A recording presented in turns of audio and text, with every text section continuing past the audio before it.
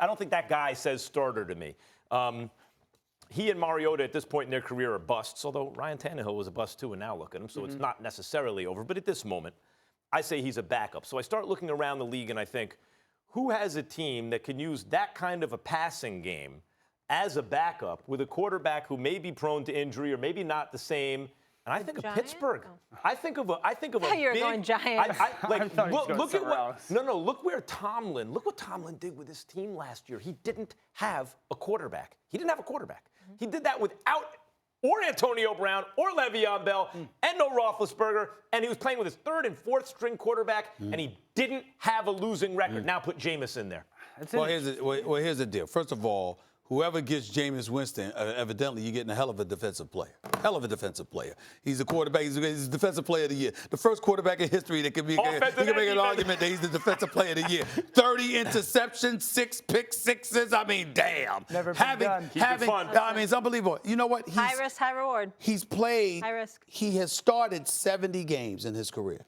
He's thrown 88 interceptions. Yeah. 88 interceptions in 70 games.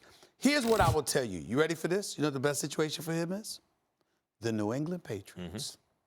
Because guess what? Clearly, if Tom Brady there, you ain't going to be starting.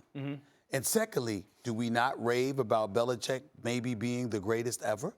If anybody can sit up there and have an iron fist on him and teach it, not to knock Bruce Arians in any way, because I know Bruce Arians is damn good, but what I'm saying is we talk about Belichick in a different light. He's not a Belichickian kind of quarterback. I know that, but what I'm saying is he needs to become one. Right. The point is that who's better to teach him?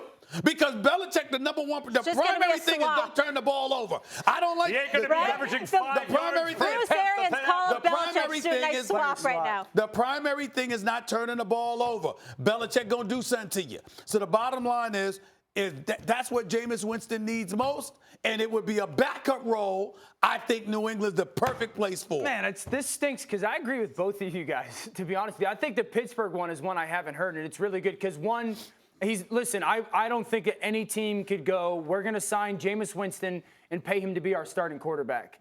A quarter of the games he plays in, he turns the ball over 3 or more times. There's no way a head coach can stand up there and say he gives us the best chance to win. So I agree in that regards of the backup role or somewhere where a mentoring role to a younger player. If Jameis is up to that. Pittsburgh is an intriguing one because there's no threat to Big Ben. You have the opportunity to learn from a Hall of Famer, sit back and decompress. The New England one, because of the strict structure that Belichick forces a guy to be in, because here's the truth. And you guys know me, I stand up here and defend a lot of quarterbacks, and I'll say, well, he's had really bad coaching or the people around him stink. Well, he's had 2 of the better offensive minds in the NFL in Dirk Cutter and Bruce Arians. They have a ton of talent, and the issue he has. Like Dan, we got to let 2013 If he wasn't on the Bucs already, and we said where were the perfect fit for Jameis, we'd say the Bucs. The Bucs, but off of last year, I think that the New England fit makes a ton of sense, but not as a starter. Like no, as a backup. Yeah, obviously. You've got to bring Jameis in and make it very clear you are sitting and learning how to play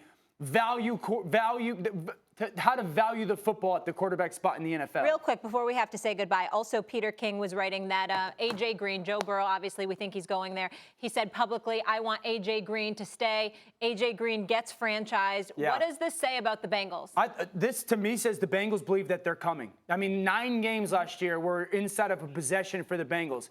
And A.J. Green, Boyd, Auden Tate, Mixon, Giovanni Bernard, and Joe Burrow, like this is a team and an organization that because they're listening to this quarterback they're going to take and they want A.J. Green back, they think they're closer to winning meaningful football games than the public I think it says more about Joe Burrow. I know it's a shallow resume, but damn, good for him. Yeah. He's taking charge as a guy, first pick. Sign that dude. Well, pump the brakes. I mean, I don't disagree with you, but damn, it ain't hard for a rookie quarterback about to be drafted number 1 overall to sit up there and say, could you keep A.J. Green? How about A.J.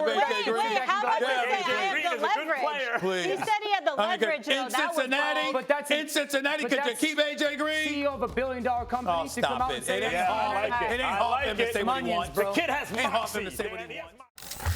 Thanks for watching ESPN on YouTube. For more sports highlights and analysis, be sure to download the ESPN app. And for live streaming sports and premium content, subscribe to ESPN+.